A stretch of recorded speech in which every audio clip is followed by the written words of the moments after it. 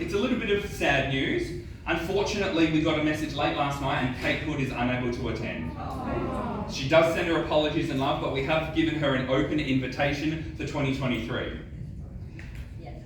Now, who here has never been to one of our events before? Raise your hand. So, a good lot of you. Well, hopefully you're in for a pleasant surprise and enjoy yourself today. Those that have been here before, raise your hands. Well, we know you're going to have a good day too. Now, we do have a little bit of general business, just to get through quickly first. When we do serve food, that'll be on the left-hand side here. As you're all aware, through the corridor near the lifts, to the right of that is where the bathrooms are. If you do need a bit of extra water besides what's on the tables, back outside where we all waited, there's also some water there. The only other thing we do need to let you aware of is there is a little green room for the cars. That's for them only. Please keep that area clear for them.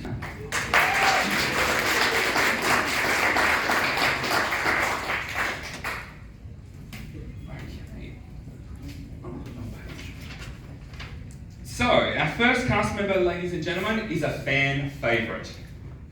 She's been to countless of our events over the years, and each time she comes, you can never wipe the smile off her face. She appeared in 42 episodes, and she was one of the 3 trainee officers to join the show in its final year. Stout by name, stout by nature, please welcome Delia Stout actress Desiree Smith.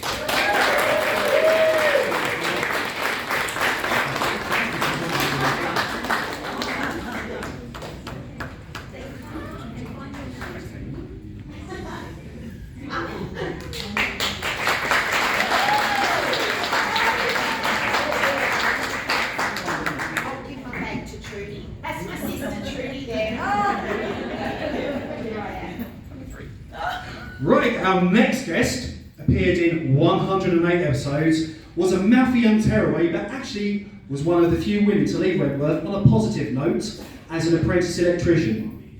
Ladies and gentlemen, put your hands together. It is Maxine Clinic-Angus.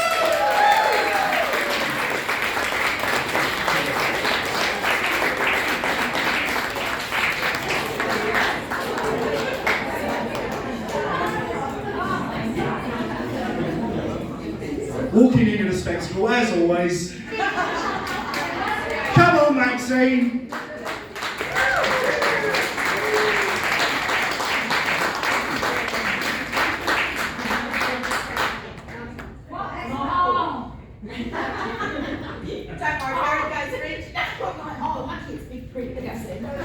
Okay, ladies and gentlemen, our next guest is new to our events. She appeared in 139 episodes, had her boy's George-styled hair brutally hacked off by Ferguson, was pregnant and lurched to live with a baby boy named Julian, and was the daughter of producer Marie Trevor. Please welcome, ladies and gentlemen, Lexi Patterson actress, Peggy Trevor.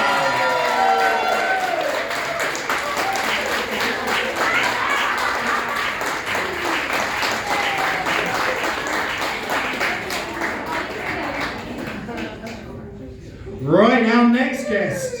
I can't believe there's so many today, I'm loving this. Our next guest is fresh face to our list. He appeared in 21 episodes playing 6 different roles, including 2 detectives, a TV delivery man, Woodbridge prisoner, Lou Reynolds, and the Reverend Alpha Centauri. He's best known for his longer role as lawyer Ben Fulbright. Please welcome Kevin Summers!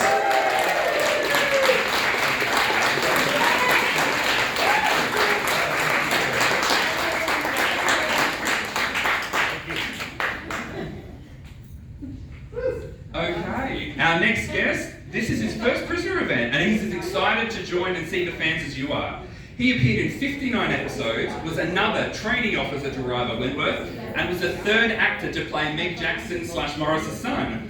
Please welcome Marty Jackson, actor number 3, Michael Winchester.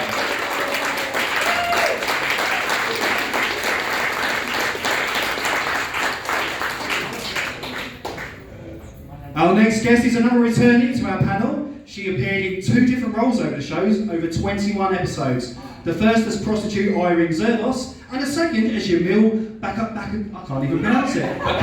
There we go. Please welcome the gorgeous Maria Mercedes!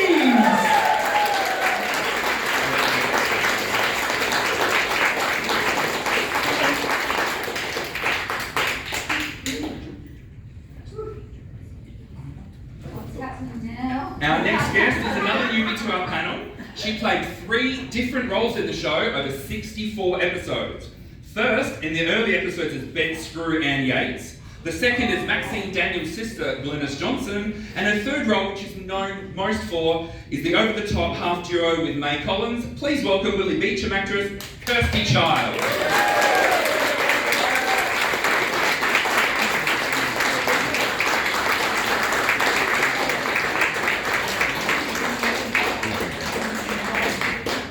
And our final guest of the day.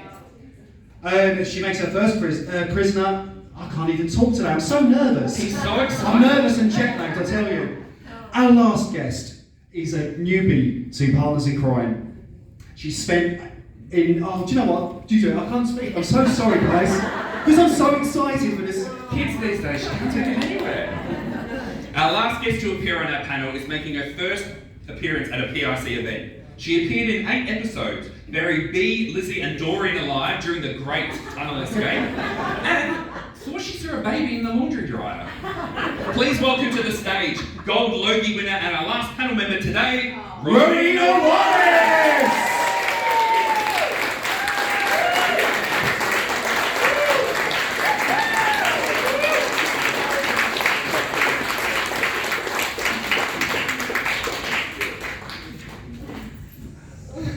Panel you ready, Cecil? Take the load off. Okay, ladies and gentlemen, we do want to take, before we get the rest of the proceedings to begin, we do want to take a special moment. Barry, Maria and myself would like to take a moment to acknowledge a very special person not with us today.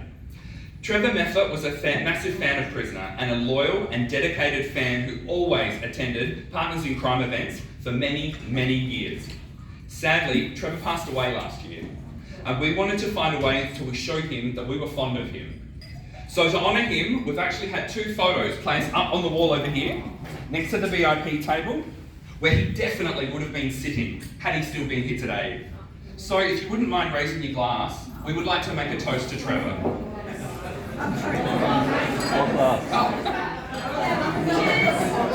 Raise the hand sanitizer. To Trevor. To Trevor. Okay. Now, I have a letter here that is addressed to the cast. It's from someone you affectionately remember as Uncle Rabies. Oh. So this is from Ray Lindsay. And he says, "Dear Maria, please pass on my regards along with my apologies for my non-attendance to all the cast who can, do or are trying to remember me. I'm sorry if I yelled at you at any stage, and the producer made me do it. I had been told by 10 management of the possibility of a new drama that they were looking at for 1978-79, and as I was the senior floor manager supervisor, I would be involved with production company Grundy's in early pre-production prior to rehearsal starting, as this drama was unusual in that it was set in a women's prison and they just needed to be kept abreast of things. So I guess you could say I was the first stool pigeon and or whistleblower pre-production.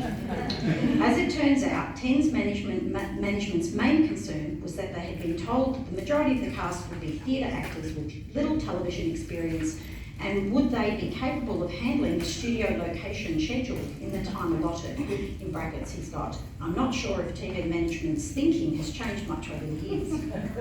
But to give them their due, they did get clobbered in 77 with Hotel Story, 7 episodes commissioned, axed after 4 before even going to air due to episodes not getting finished. I must add, it had nothing to do with the cast, it was all set problems. As you are probably aware, I'm usually referred to as Uncle Ray or Uncle Rabies by most of the cast and crew. This has stuck with me throughout Prison and Neighbours and followed me till I retired. Even now, when I meet phone or Facebook people, I still get Uncle. It's who I am. It all started with Judy Bryant when the lovely Betty Bobbitt was cast into Prisoner. Initially, her character breakdown was listed as a no-nonsense, tough-as-nails taxi driver. Problem 1, Betty didn't drive, no probs, we got away with a stunty in a wig most of the time. And secondly, even when Betty acted tough. She had trouble hiding her smiling eyes or the little twitch at the corners of her mouth, and to try and get her to slap or rough somebody up took a bit of coaxing from me or our stunt coord. Don't get me wrong, she was a very good actress, she just did not have a mean streak at the start. I don't recall the exact circumstance, but we were rehearsing a scene where she had to grab someone and stare them down. I think the director was trying to shoot her face onto the camera. Now, as I mentioned before, when Betty had to hold a position, her eyes would often give her away. So I think I suggested if she did it a little more to the side of the camera, her eye line would be away from the lens and she could cheat her look more over shoulder and maybe hold it a little longer. Apparently it worked. The director was happy and Betty said, "Thank you, Ray, that really helped me, you're my favourite uncle." Then to the studio in general, everybody should have an Uncle Ray. It's stuck ever since. Much love to Kate, who's not here today, Michael, Rowie, Kirsty, Maria, Desiree, Peppy. Fondest regards to Maxine killing alligators. That's one version. Tell Kevin Summers Peckermar guest still owes me money. And then he put at the end, "Oh, and love to Pussy Barry, he can explain."